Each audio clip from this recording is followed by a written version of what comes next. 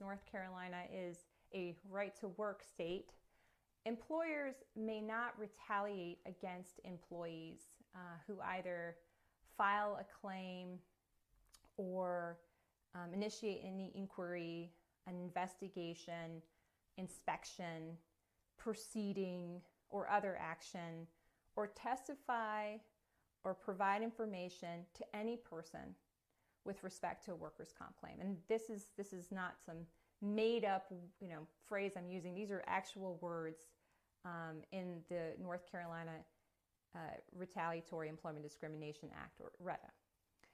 So what I've just listed off for you, as I said, is directly from the statute. And REDA, what it seeks to do is it protects a worker from retaliatory or discriminatory employment action such as termination, suspension, demotion, a reduction in wages, or even being relocated as retaliation for pursuing your rights under the Workers' Compensation Act. So, and I'll also say, as an aside, REDA protects workers who are reporting workplace violations or providing information regarding violations. So, some straightforward examples of protected activities under REDA would include things like filing a workers' compensation claim with the North Carolina Industrial Commission, which is, of course, the state agency that oversees workers' compensation claims, or initiation of an internal investigation or completion of a work-related accident report. I think we've all, when you've been hurt in the job, asking for a work accident report is sort of part of the process sometimes. Even threatening to file a workers' compensation claim or complete a work-related accident report is protected under REDA.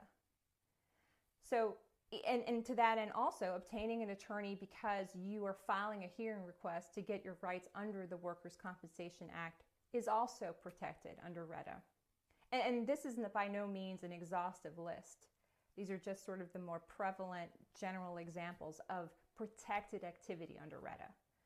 So if a worker can prove retaliation in violation of REDA, some of the remedies that one could be up to get would be reinstatement of a job if they lost it, obtaining compensation for lost wages, lost benefits, and if a court later finds a willful violation, the court can triple the amount of the awarded benefits lost and require payment of attorney's fees. So that's this law really has a lot of bite to it, or it has the potential for a lot of bite. Some types of evidence that will support a REDA complaint include the closeness in time between when that retaliatory action took place and when the filing or the initiating of an inquiry into a workers' compensation claim happened. So the closeness in time is pretty relevant. I mean, it stands to reason that if you're a good employee and then you are fired the very next day after you're hurt in the job and ask about filing a workplace accident report, something is amiss. And it doesn't take too much of a Sherlock Holmes to figure out that the closeness in time between those related events bears some looking into. So some other things that are going to support a REDA complaint are things like statements from your supervisors or boss. Things like, "You're not going to fall again, are you?" Or a statement like, "You haven't done anything but cost the company money." So these are sorts of the activities that REDA is meant to protect, against. It's also meant to have the worker know that they can feel confident in pursuing their rights without fear of retaliation.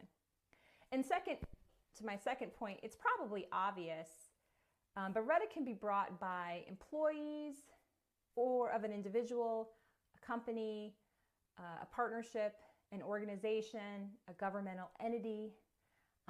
You cannot be an independent contractor. However, and maybe not so obvious, a complaint can also be brought by a person who causes a workers' compensation claim to be initiated or pursued on behalf of another employee.